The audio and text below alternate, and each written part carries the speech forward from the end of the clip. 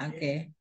Baik, Ibu Bapak yang saya hormati, saya persilahkan untuk menayangkan video pembelajaran di kelas dengan materi teks narasi, cerita imajinasi, atau diberi gambaran terlebih dahulu, kapan itu dilaksanakan, siapa yang mendukung, dan apa saja yang menjadi pelengkap untuk pembuatan video tersebut. Silakan. Saya persilahkan Ibu Anis atau Ibu Nur atau Bu Maria Ulfa. Kayaknya dari Singapura ya. Dari Singapura, Bu. Iya. Silakan. Nanti Sebentar. kita cermati bersama-sama. Ya Allah. Monggo Bu Ika, saya serahkan. Halo, Belum mau salah. videonya silakan ditayangkan. Sebentar, Bu, masih diedit. Oh, Kurang siap, siap, siap. Ya, sekalian sedikit. nanti kalau sudah siap panjenengan ngendikan. Tentu ada banyak suka duka ketika proses melaksanakan program pengembangan keprofesian berkelanjutan ini. Kita untuk tayangnya, on-nya dan in-nya, in-on-in-nya itu terakhir di antara MGMP yang lain, tetapi saya sangat support kepada panjenengan semua, meskipun terakhir sendiri ada semangat ya, tetap semangat untuk di sharing, berbagi ilmu, belajar, karena semua yang kita niati adalah belajar, mencari ilmu. Meskipun kita sudah menjadi pendidik, tetapi update diri terhadap materi terkait dengan materi pelajaran itu tetap harus. Apalagi tujuan dari PKB ini tidak lain dan tidak bukan adalah untuk meningkatkan kompetensi panjenengan di kompetensi profesional dan kompetensi pedagogik. Itu stressingnya. Kompetensi pedagogik ketika panjenengan berhadapan dengan peserta didik di lapangan, di kelas, tentu banyak suka dan dukanya, apalagi peserta didik sekarang ini, peserta didik di era industri, di era apa ya, zaman yang begitu berkembang, teknologi yang semakin berkembang, tentu berbeda dengan zaman kita waktu dulu belajar. Maka untuk kompetensi pedagogik tetap kita harus tumbuh kembangkan di dalam diri kita sehingga kita bisa mengikuti alur berkomunikasi dengan peserta didik. Dan juga tujuan dari pengembangan keprofesian berkelanjutan ini adalah untuk peningkatan kompetensi profesional. Di mana rohnya kompetensi profesional itu yaitu um, terhadap materi-materi bahasa Indonesia yang panjenengan ampuh selama ini. Dari beberapa unit pembelajaran, panjenengan memilih ya di komunitas panjenengan memilih yaitu teks, narasi, cerita, imajinasi. Ya. Nah, di struktur teks cerita imajinasi atau cerita fantasi itu ada orientasi, di mana orientasinya itu seputar pengenalan tokoh dan latar, bisa latar tempat, bisa latar waktu terjadinya sebuah cerita yang dipaparkan oleh penulis. Nah, di orientasi ya struktur teks cerita fantasi itu ketika kita membaca alurnya maka akan menjumpai komplikasi. Komplikasi di situ muncul perdebatan yang sengit mungkin, terus cerita yang menegangkan, ada penyebab masalahnya apa, sampai masalah itu memuncak atau di bahasa Indonesia itu namanya klimaks dan akibat masalah itu sendiri terjadi itu karena apa. Baru kemudian di struktur teks cerita fantasi yang terakhir adalah resolusi penyelesaian masalah terhadap cerita yang dipaparkan oleh penulis. Dan di dalam cerita fantasi, cerita imajinasi itu ada ciri kebahasaannya juga yang terdapat ada kata ganti, bisa kata ganti orang pertama, tunggal, misalkan aku, saya, beta. Jadi kalau jamak itu kami, ciri kebahasaan orang ketiga, tunggal, iya, dia, nya, kayak gitu. Terus ada campuran, ada orang pertama, orang ketiga. Pada latar tempat, waktu, suasana, bisa di pagi hari, sore hari, malam hari, dan terdapat juga konjungsi. Ada kata hubung waktu.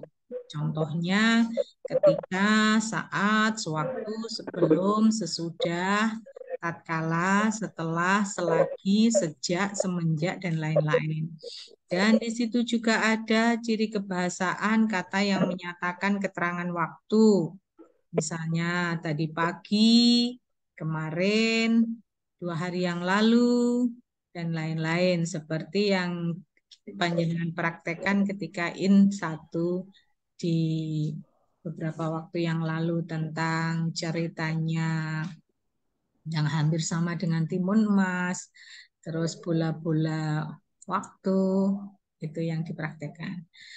Nah, di teks narasi itu ciri kebahasaannya masuk juga pada penggunaan kata keterkejutan. Contohnya, tiba-tiba seorang alin berukuran lebih besar datang.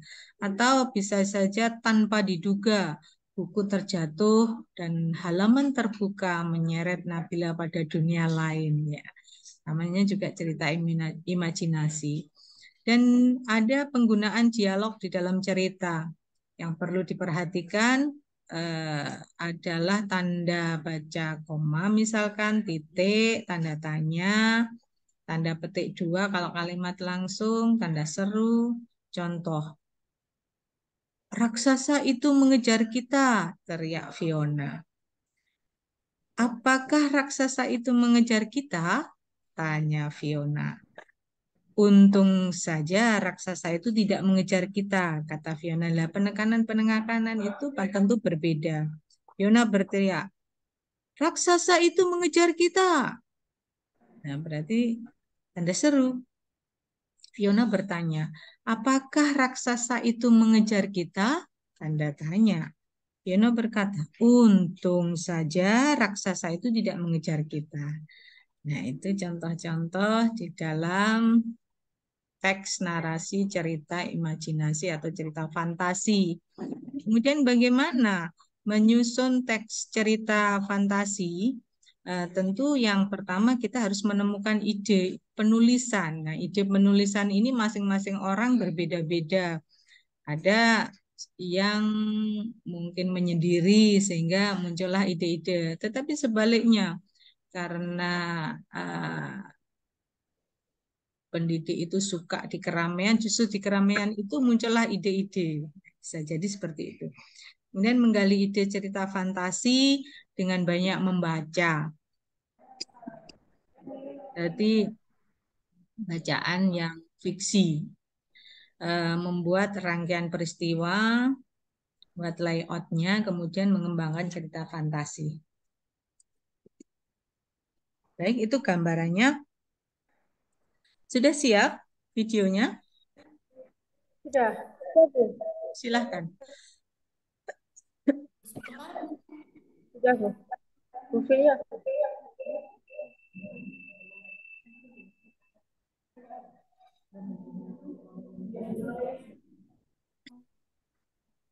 Siapa yang jadi gurunya kemarin? Betul.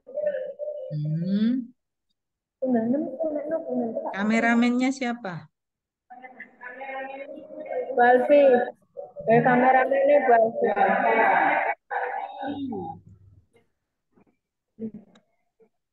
Yang jadi modelnya nul. Ya, seperti lesson studying. Bapak Ibu bisa share screen aja untuk video tayangnya. Dan kita lihat sama-sama. Minta tolong operator kalau ada kesulitan. Ya, Bu, sebentar. Apa sih yang penting ada orang kan? Sudah. Iya, sana ada. Mati mau sekali saman gini enggak kena. Ya gue.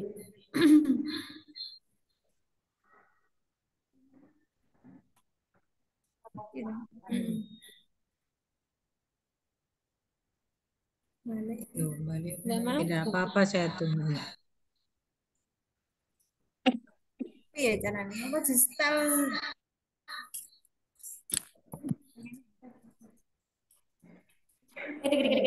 Santai, santai, santai, santai.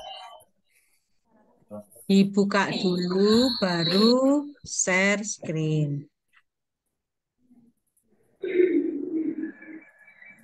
Oh, dibuka. Iya, buka dulu. Nah, baru nanti bisa di share screen. Kalau langsung share screen, belum dibuka, itu saya nggak akan bisa melihat. Atau lawan bicara kita di kejauhan tidak akan bisa melihat. Saya di mau. Ini kok kayaknya ada di sini.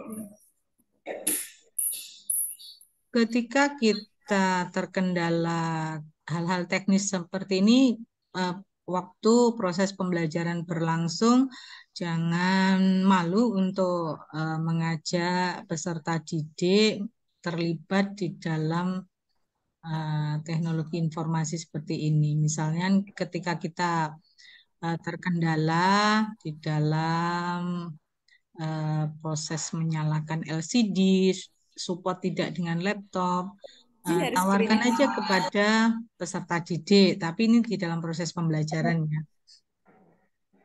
Jadi mereka pasti akan bantu.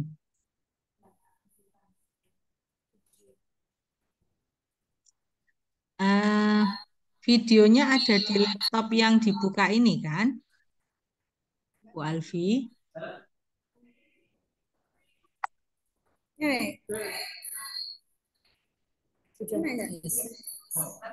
Sudah. Kamu muncul.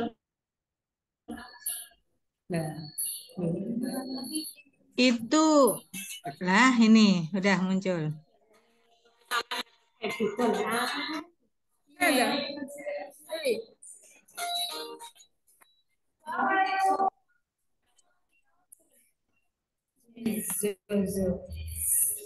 Biarkan berjalan alami aja, Bu.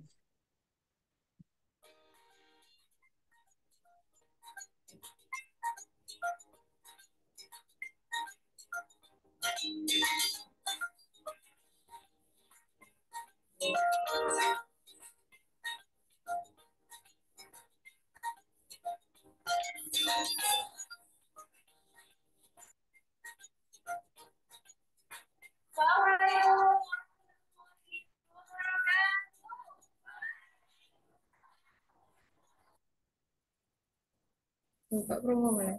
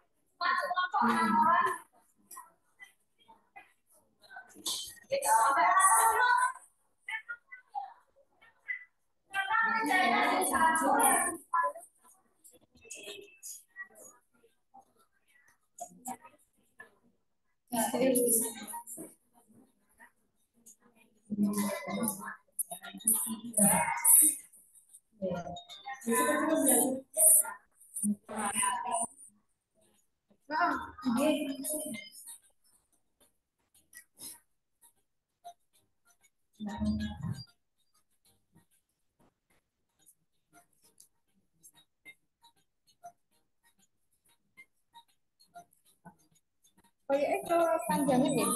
Video. Nggak apa-apa, Bu. Saya lihat. Sabar aja.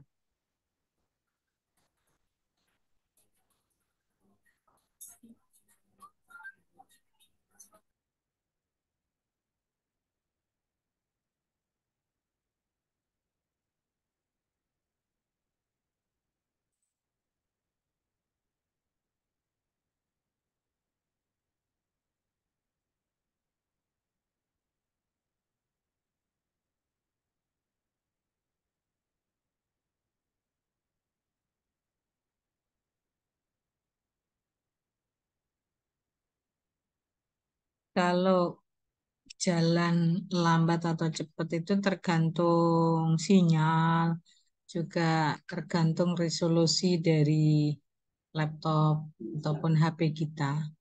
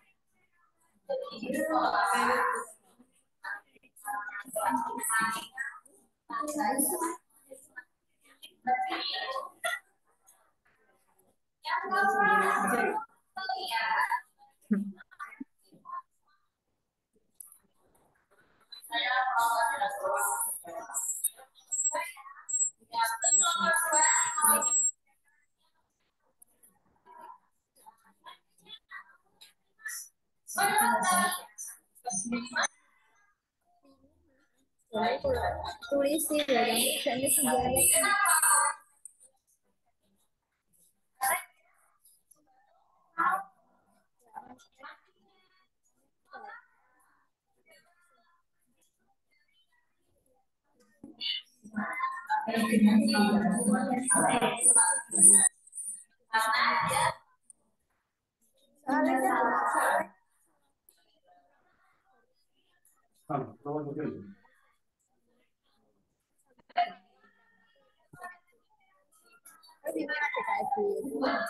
terus saya tanya untuk saya pas lagi kayak ini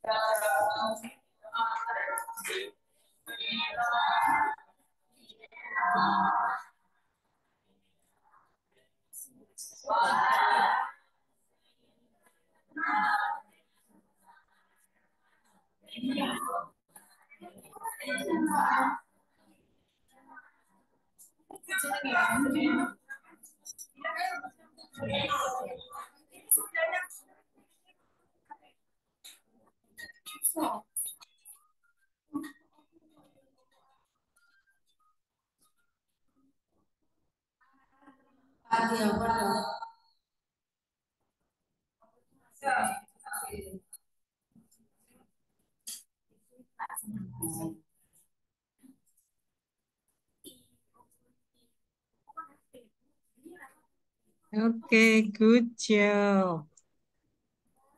Saya kasih tepuk tangan tuh. Nah. Malah mungkin buat yang di upload fotoin. Sudah selesai? Terus kakak Sudah selesai. Oke, baik Bapak Ibu, saya mengapresiasi kerja tim penjenengan. Sudah kompak ya, MGMP Bahasa Indonesia 0022 ini sudah berusaha semaksimal mungkin menyelesaikan tugas di on 2, on 2 atau on 3 ya. Itu di dalam pembuatan video proses pembelajaran karena kita tidak bertemu langsung, bertemu dengan cara daring. Nah, boleh saya beri masukan Bapak Ibu? Ya, Bu. Oke, sebelum panjenengan nanti memaparkan kendala apa yang terjadi, apa yang menjadi apa kendala-kendala dan sebagainya nanti jenengan ungkapkan. Pertama, kalau membuat video untuk setingkat seperti ini, tayangan berikut ini, saya sarankan untuk landscape. Jadi landscape. Itu pakai pakai HP atau pakai kamera? HP. Oh, HP. Berarti landscape gini. Ini ya. Nah, kalau potret Oh, begini, iya. hasilnya separuh kayak tadi.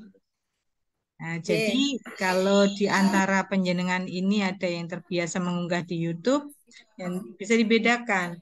Kalau potret begini, hasilnya yang kayak kita lihat tadi. Tapi kalau landscape jadi penuh, layarnya jadi penuh.